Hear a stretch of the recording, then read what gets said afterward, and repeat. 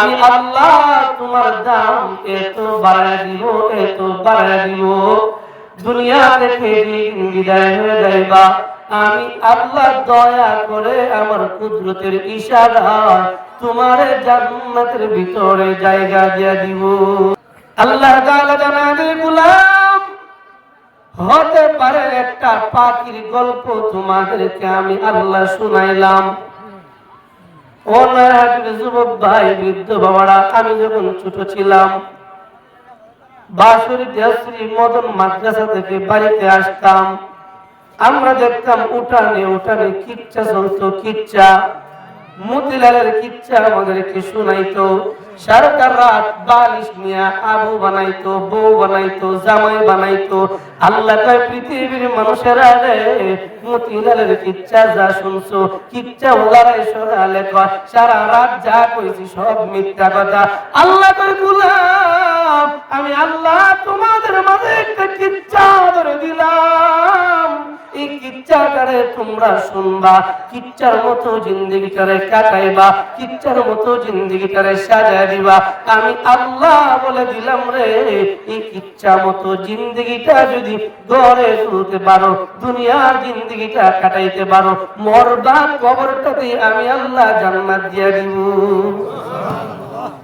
আর যদি মতিলালের কিচ্ছা নিয়ে দৌড়ো, যদি তোমরা মতিলালের গুড়া কেমনে ধরছিল ছোটবেলায় শুনছিলাম, এই মতিলালের গুড়ার পিছনে যে মতির মারে ফিরাইছি, কোনো কিছু শিক্ষণীয় নাই ভাই। হুদহুদ একটা পাখি, যে পাখিটার নাম আল্লাহ তাআলা ওই আয়াতের ভিতরে বলছে, পাখিটা তেমন বড় না, তেমন বড় না, ছোট্ট একটা পাখি। চড়ুই পাখি যত বড়, এর চাইতে আরো ছোট। আমার কথাগুলি বুঝে থাকলে বলুন তো, চড়ুই পাখি কি হাতির চাইতে বড়? বুঝতেছেন আমার? চড়ুই পাখি হাতির চাইতে বড়। আল্লাহ জানায় দেয়, গোলাম, এই পাখিটার নাম আমি আল্লাহ তাআলা তোমাদের সামনে দিলাম। ওই পাখিটা কত বড় জানো? তোমাদের সামনে যে চড়ুই পাখি আছে, চড়ুই পাখির চাইতে আরো ছোট। গোলাম রে, এই ছোট হতে পারে, পাখিটা হাতির মতো বড় না, হাঁস মুরগের মতো বড় না, গরু ছাগলের মতো বড় না, চড়ুই পাখির চাইতে আরো ছোট একটা পাখি। এই পাখিটার নাম হুদহুদ।